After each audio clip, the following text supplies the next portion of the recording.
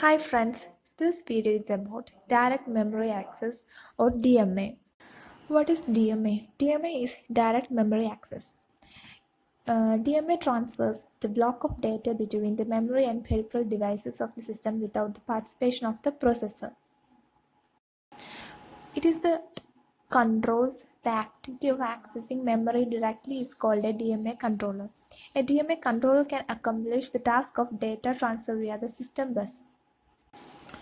Direct memory access or DMA is a mode of data transfer between the memory and I/O devices. This happens without the involvement of processor.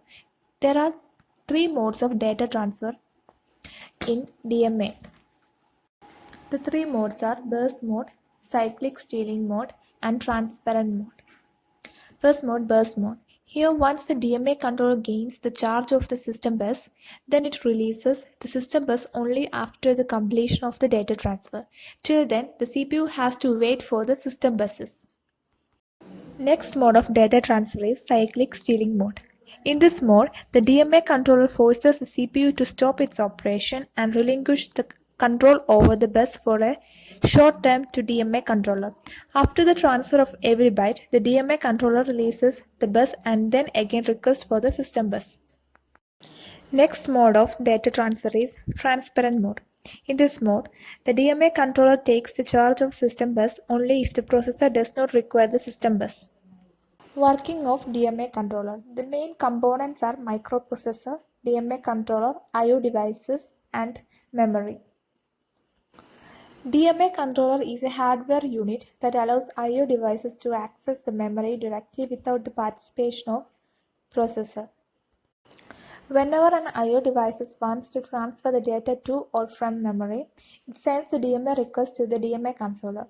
DMA controller accepts this DRQ and asks the CPU to hold a few clock cycles by sending hold request.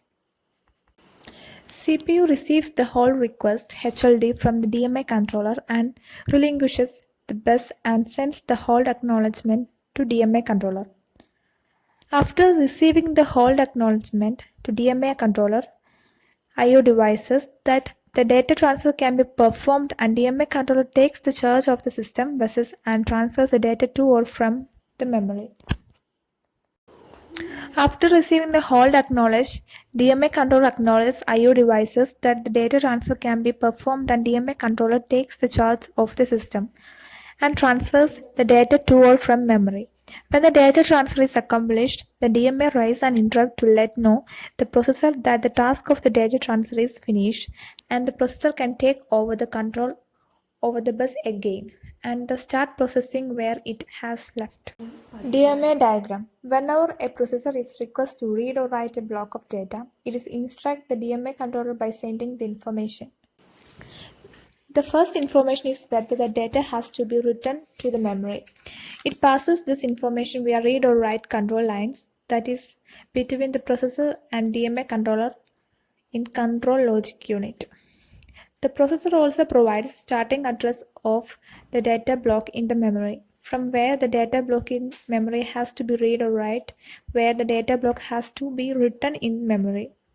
DMA controller stores this in its address register. It is also called the starting address register.